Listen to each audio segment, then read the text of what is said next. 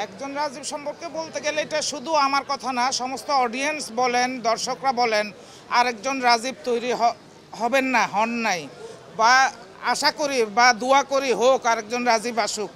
কিন্তু এতই প্রশংসা ওনারা, এটা বিশাল এক সম্মানের ব্যাপার যে আরেকজন রাজীব হবেন না, আরেকজন রাজ্জাক সাহেব হবেন না, এরকম বলাটা এটা ওটা কি বলবো আমি, পুরস্কার স্টেজে উঠে যে জাতীয় পুরস্কার হোক, যে তার চেয়ে অনেক বেশি বড় পুরস্কার। কোটি কোটি মানুষ ভক্তরা বলে আরেকজন রাজীব আসবেন না, এর চেয়ে বড় পাওনা আমার ফ্যামিলির জন্য, আমাদের বাংলাদেশিদের জন্য, আমার বাচ্চাদের জন্য এর চেয়ে বড় পুরস্কার আর হয় না। চলচ্চিত্রে রাজীব যেটা, উনি ওনার প্রফেশনের খাতিরে কাজ করতেন। ব্যক্তি রাজীব হিসাবে ভালো মন্দ মিলিয়ে মানুষ, উনি বাবা হিসাবে পারফেক্ট, হাজব্যান্ড হিসাবে একটু গলতি আছে, হয়তো আমিও ওয়াইফ হিসাবে আমারও গলতি ছিল, টক মিষ্টি ঝাল মিলিয়ে আমাদের জীবন ছিল, 10 জনের জীবনও তাই এই ছিলেন উনি। কিন্তু শিল্পী হিসাবে অনেক বড় একজন শিল্পী, শিল্পের প্রতি নিবেদিত প্রাণ থাকতো। ভোরবেলা আজানের সময় আমি উঠে শুনতাম কবিতার আওয়াজ বারান্দার থেকে ভেসে আসতো, এতক্ষণে অরিন্দম কহিলা বিষাদে জানুনু কেমন আসি লক্ষণ পশিল রক্ষপুরে। ওনার কাছে শুনে শুনে আমারও মুখস্থ।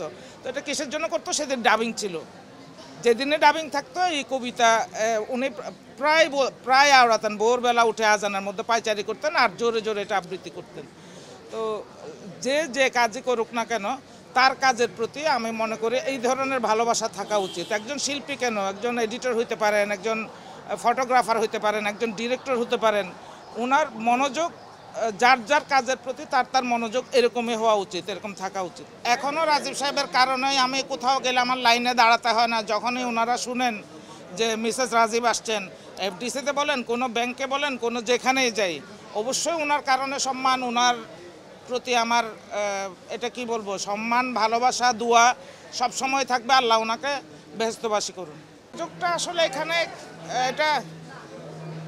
এটা পৃথিবীর নিয়ম। কেউ মারা গেলে কারো সাথে আর যোগাযোগটা ওইভাবে হয় না। শুধু রাজীব সাহেবের পরিবার বলে কথা না, যত সাহেবের পরিবারই মারা গেছেন, এখানে কয়জন কার খবর কয়দিন নিয়েছেন, কথা বলার সময় অনেকেই থাকবেন, উনি বিয়ে করলেন কেন, উনি এটা করলেন কেন, উনি ওই বাড়িটা বিক্রি করলেন কেন।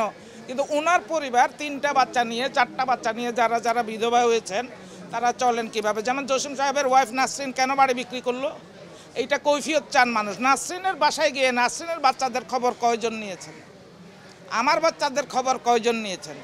আমার কারো কাছে কোনো অভিযোগ নাই, আমার চাওয়া পাওয়ার কিছু নাই। 3 বাচ্চা বিয়ে শাদী হয়ে গিয়েছে, ওরা আল্লাহর রহমতে অনেক সুখে আছে। আমার যতটুকু জীবন বাকি আছে এখানে বেশি কিছু লাগে না, 3 বেলা খাবার লাগে। মানে ডায়েটের জন্য 3 বেলাও খাই না, 1 বেলা বা 2 বেলা। এই জন্য কোনো কিছুর প্রয়োজন নেই। বরং যতটুকু আছে বাচ্চারা সেট আপ হয়ে গেলে ওদেরকে বলবো এগুলোও দান করে দিও আমার মারা যাওয়ার পরে।